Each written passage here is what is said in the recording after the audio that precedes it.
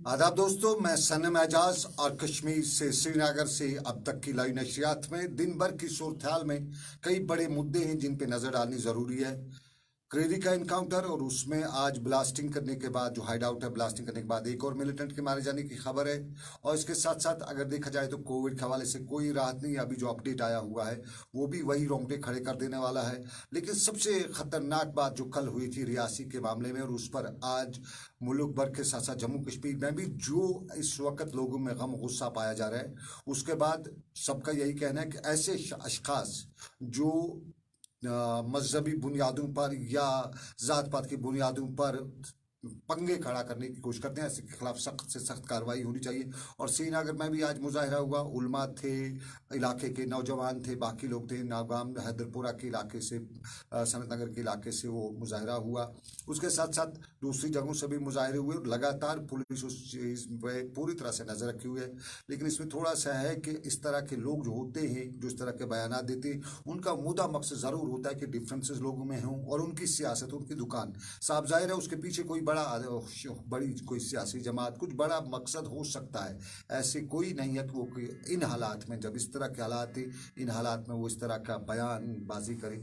तो कुछ ना कुछ है, तो एहतियात से काम लेना है और ऐसे लोगों को कामयाब होने की नहीं होने देना है। ये एक जो बहुत ही खतरनाक पहलू।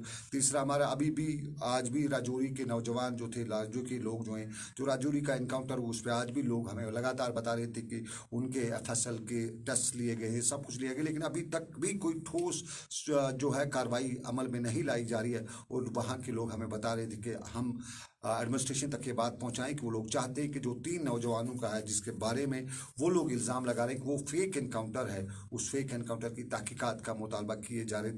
और कुछ सियासी जमातों पर भी सवाल, उनकी चुप्पी पर सवाल उठाए रहे थे। वहाँ के लोग बता रहे थे कि बड़े दावे करने वाली सियासी जमातें इंसानी कत्ल पे, बच्चों के कत्ल पे खामोश क्यों हैं। ये वो मामले हैं जिन पे इन सियासी लीडरान को भी सोचना चाहिए।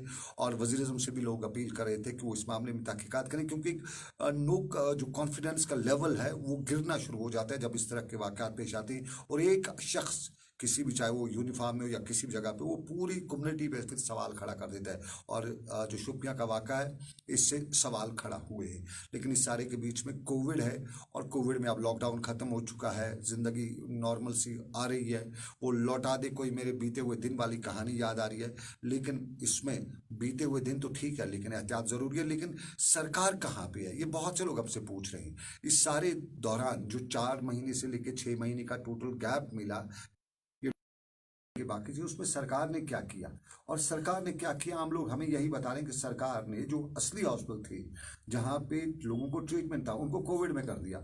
और कोविड में क्या किया, उनको कोविड हॉस्पिटल ट्रांसफर करने के बाद वहां जो कोविड पेशेंट है, दुनिया में उसका एक ही इलाज है, उसको ऑक्सीजन चढ़ाया जाता है, ये प्लाज्मा ट्रांसमिशन होता है। और अमेरिका में भी वही इलाज है, हिंदुस्तान में भी है, कश्मीर में भी है। तो ये सरकार की पॉलिसियों पे लोग कहते हैं कि जो एक्सपर्ट्स हैं इस कोविड के रिलेटेड, उनकी पॉलिसीज क्या है। बाकी बीमार जो है वो कहाँ जाए, उनको कहाँ इलाज मिलता है। अस्पतालों में तो लोगों ने कोविड बना रखा है, सरकार ने बना रखा है, चाहे वो डिस्ट्रिक्ट हॉस्पिटल हो, चाहे श्रीनगर का जेबीसी हो, सिकम्स हो, जीएमसी हो, सब जगहों पे गवर्नमेंट ने कोविड का अस्पताल बनाया। तो आम लोग जो कैंसर में, अल्लाह बचावे, मुब्तला हैं, किडनी फेलियर में मुब्तला हैं, हार्ट के पेशेंट हैं, वो कहाँ जाएं। और सबसे इंपॉर्टेंट, जेवीसी में कोविड हॉस्पिटल बनाया गया।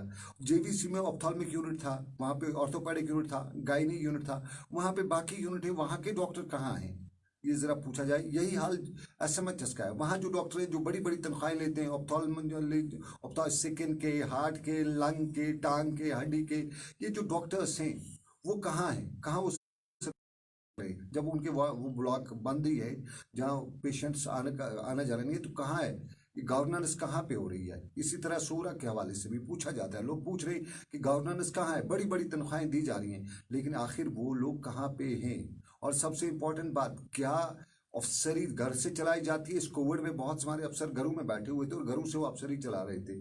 तो क्या इस महामारी में, इन हालात में, अगर एलजी साहब घर में बैठेंगे तो फिर कहाँ से सरकार चलेगी। चीफ सेक्रेटरी साहब अगर घर में बैठेंगे तो कहाँ से सरकार चलेगी। तो हमारे जो अफसरान घरों में बैठे हुए, वहाँ से दफ्तर बना रखे हैं, तो कहाँ वो डिपार्टमेंट चलेगा। तो कई डिपार्टमेंटों के अफसरान अभी भी घरों में बैठे हैं और वहाँ से वो डिपार्टमेंट को चलाते हैं, घर में बैठ के डिपार्टमेंट नहीं चला जाता है, ये हमारे यहाँ बहुत से लोग बता रहे थे। और इम्पोर्टेंटली सरकार पे सवाल उठ रहे हैं, सरकार की गवर्नेंस पे सवाल उठ रहे हैं, क्योंकि कश्मीर में सबसे बड़ी प्रॉब्लम है वो है गुड गवर्नेंस की, वो फेलियर है गुड गवर्नेंस का। तो उसमें सरकार को अब गुड गवर्नेंस, नए जो एलजी साहब आए हैं उस हवाले से लोगों को बहुत ज़्यादा कि पॉलिटिक्स से वाबस्ता है, पोलिटिकल फिगर है, जानते हैं किस तरह से गवर्नेंस करनी है। तो इनसे भी ये बात ज़रूरी पहुँचाना चाहते हैं कि हमारा जो हेल्थ स्ट्रक्चर है सबसे पहले उस पर नज़र रखने की ज़रूरत है कि वहाँ का बीएमओ कहाँ से घर से चलाएगा, वहाँ का सीएमओ घर से कहाँ से दफ्तर चलाएगा। अगर उनको बैठना है तो ग्राउंड पे बैठना है, वहाँ के जो अफसरान है वो कहाँ पे बैठेंगे, घर में तो नहीं बैठेंगे। और इम्पॉर्टेंटली हमारे यहाँ जो बाकी जो बीमार हैं, हमारे यहाँ एक सर्वे हो रहा है, ये एनजीओ कर रहे हैं, लेकिन ये सरकारी एनजीओ नहीं है, एक प्राइवेट लोग कर रहे हैं। उसमें ये भी आ रहे हैं, जो आंकड़े आ रहे हैं, जो आदाद शुमार है, उसमें हमारे जो लोग हैं वो घरों में ज़्यादा मर रहे हैं। और उसमें मरने की वजह यही कि वो अस्पताल जाने से कतरा रहे हैं, वो हार्ट पेशेंट के, ब्लड प्रेशर के, बाकी लोग घरों में मर रहे हैं। माना उन्हें वो कोविड के साथ नहीं मर रहे हैं, लेकिन वो मर रहे हैं और उनको ट्रीटमेंट नहीं मिल रहा है, क्योंकि हॉस्पिटल में उनकी सर्जरी नहीं हो रही है, बड़ी बड़ी सर्जरीज के लिए। और फिर हमारे रूरल सेक्टर में इनने डॉक्टरों का बड़ी तादाद बढ़ा दी है, डबल कर दिए डॉक्टर्स मेडिकल, लेकिन वहाँ पे वो डॉक्टरों से क्या काम लिया था। 3 सर्जरी पहले भी होती थी, आज भी वही 3 सर्जरी 2-3 दिन में, यूजुअली ऐसा ही होता है। 2 सर्जरी पहले भी होती।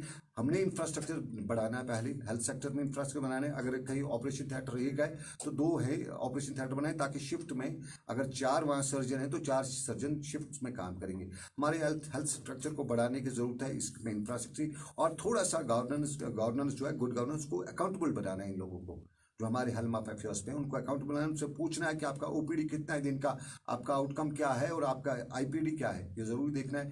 लेकिन ये सारे मुद्दे हैं जिन पे बहस की जा रही है, बहस करनी है और लोगों को बात आगे पहुंचानी है, सरकार तक की बात पहुंचानी है, ताकि सरकार का जर्नलिस्ट होते हैं, नोज होते हैं, उनके कान होते हैं, नाक और कान होते हैं, सरकार उन्हीं से सब कुछ समझती है और सुनती है। सरकार तक ये बातें पहुंचाना जरूरी है। लेकिन आपको बताएं, रात 9:30 बजे आपसे फिर होगी मुलाकात। अब तक में फिलहाल मुझे श्रीनगर स्टूडियो से इस वादे के साथ दीजिए इजाजत। रब्बे कायनात की रही मर्जी, फिर करेंगे आपसे मुलाकात। कुछ मुद्दे, कुछ इशूज़ पे तभी बात होगी, लेकिन फिलहाल दीजिए इजाजत। आबिद कादिर मेरे साथ रही, आप रखिए अपना ख्याल। अल्लाह हाफिज़।